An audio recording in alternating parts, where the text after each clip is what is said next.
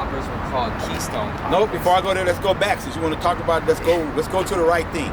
So the right thing is that when the ideal of popping hit LA, it had an innovator, motivator from up in the Bay, San Francisco, Frisco, Oakland as well. Most everybody say that, they know it now. It wasn't known all the time, but they know it now. But I always say that the genius of Boogaloo Sam, who when he first came down here, the electric boogaloo wasn't electric boogaloo for popping, though it seems like it's coined for that. It was the electric boogaloo for dancing, and they were called electric boogaloo lockers. So that already shows you that what they're doing is not called electric boogaloo because they boogaloo is dancing, and they was first using it for lockers, not for popping or puppet. Because the word boogaloo is to like just get meant down. to get down or dance. Yeah. But people they mix that up, so they don't know what that. So if you get to tell a person, well, look, think about it. You talking about that person is doing boogaloo, and electric boogaloo is supposed to be it's exciting boogaloo, it's exciting dance. So they called themselves a locker at the time. So they were saying locking was the exciting dance, and their name was electric boogaloo lockers. They changed it as popping came in, which popping in that new form, the creative and concept of popping as it hit LA wasn't so much as robot. It was puppet. So everything was an electric puppet, electronic puppet, mechanical puppet, puppets. You know, you can bounce and dangle. And so it wasn't being stiff and swing, but it wasn't about hard hitting. It was having a groove like locking would have on the beat. And so they had a bounce, non-hard hitting groove, and everything could be. You could do this, but it wasn't about the hit. It was about the choreography. It was about the hey, can you get that?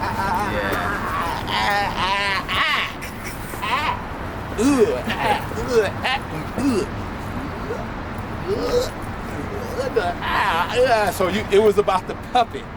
It was about how crazy you could look. And some people look like they had epileptic fits because they wasn't making sense when they moved. And people who first saw those puppets making move, they go, oh, he's having a fit over there. Somebody put something in his mouth, because that's what they have. Like you see you get on the ground, you're trying to do weird jump, you're hitting on the ground. Seizure, look like a seizure, literally. So along with that, they changed their name, but there were some other guys, because they went and moved not into LA, they moved to Long Beach. Long Beach is south of LA. South Central, whatever. But they slowly, as they got, that's why I said the genius of Sam is not that he created popping. It turned into something because they was kind of locking and trying to bounce. And as they learned to do it, it became a puppet. And they wanted to do choreography. And he got smart enough in his brain, instead of keeping with one type of dance at the moment, I'm just going to have a representative from every dance.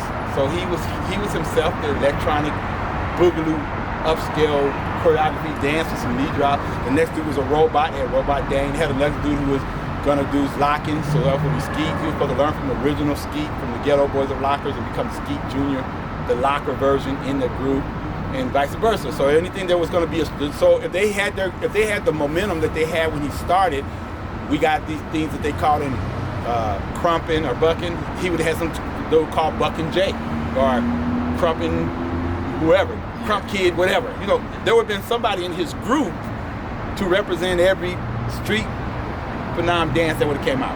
Yeah. Right? That's the concept that he had used that nobody in the streets was using. Twisto flags, popping. Whatever it is that there could be done, somebody was supposed to be a specialist, he'd have that guy represented.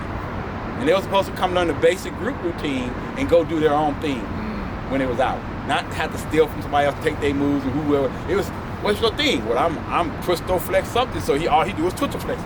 Now, the problem with that, his concept was good, but the problem was that one of the youngest guys in his group at that time was Pistol Pete. Sorry, Pistol Pete, Popping Pete. Pistol Pete.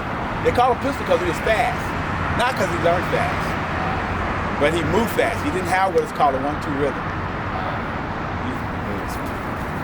You know, he's all beat really fast, but it's look exciting because he's just moving fast. So he had the same problem, to tell you the truth, just so you guys know in history, he had the same problem as James Brown. James Brown wasn't good because he did the dance like everybody. He had no rhythm. He was actually super fast. It was just like he do it and just keep doing it until it was like it's super. He's like, I'm gonna go really quick if somebody was doing this. You see them do this, they go You got rhythm, so you know to stay on time. Yeah. He go. Yeah. So they call that funky. They call it funky now.